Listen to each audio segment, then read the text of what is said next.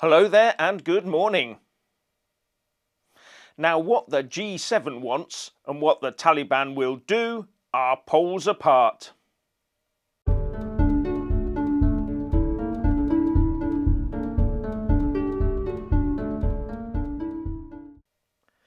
As per usual, please like, subscribe and comment below. And when subscribing, please do press that little bell, but also select the all option, or you won't get any notifications when I publish a new video. So as expected, Boris Johnson's plea at the G7 meeting yesterday to extend US operations in Kabul airport fell on the deaf ears of a befuddled Joe Biden. Instead, the G7 decided to put together a roadmap for dealing with the Taliban.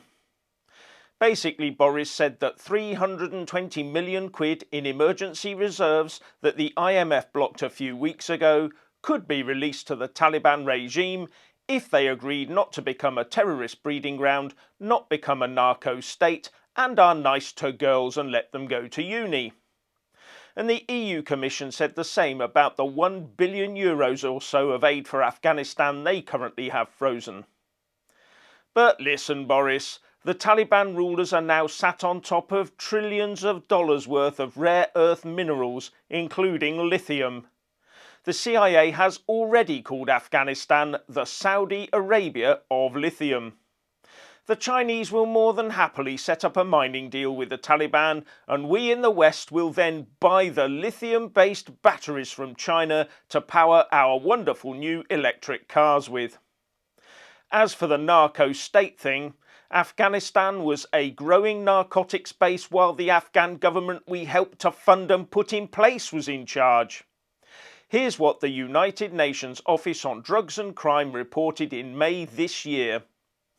The total area under opium poppy cultivation in Afghanistan was approximately 224,000 hectares in 2020, which is an increase of 37% or 61,000 hectares when compared to 2019. At 224,000 hectares, the area under cultivation was one of the highest ever measured.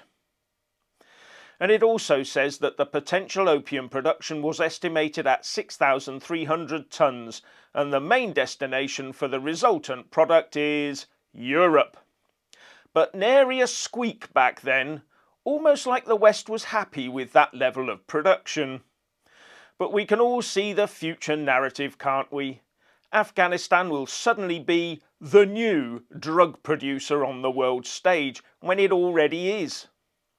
And the Taliban was sat so close under our intelligence services' noses that they were able to walk through an open door the moment we exited the room. That satellite imagery didn't do much for us there, did it? Either that it was ignored, or worse. So good luck with finding out if Al-Qaeda or ISIS are operating inside the country in future. And as to women going to uni, etc., they've already been told to stay at home for their own safety. The Taliban bosses obviously don't trust their own fighters not to just take what they see. And that ain't gonna change anytime soon, despite the Taliban bosses saying it's just a temporary measure. In fact, for the extremists, it's exactly the society they're striving for all of us. Now, Boris also said in his statement that the G7 had huge leverage for dealing with the Taliban. But that wonderful G7 leverage didn't stop the Taliban relieving the West of the control of an entire country, did it? In fact, it didn't even slow the Taliban down. And it's not stopping the Taliban dictating the pace right now, is it? The real question is, how do we keep a Taliban-run Afghanistan needing our aid money when the West needs their lithium to feed its net zero carbon emission targets and the poppy product to feed its recreational habits? Who would need who most is the question. And there is a bit of an omission in all of this as well. I see no mention of using COVID-19 jabs and tests as leverage in any of this. In fact, no mention of COVID at all. Interesting. So what's your opinion on the G7 and its leverage? Please like and comment below.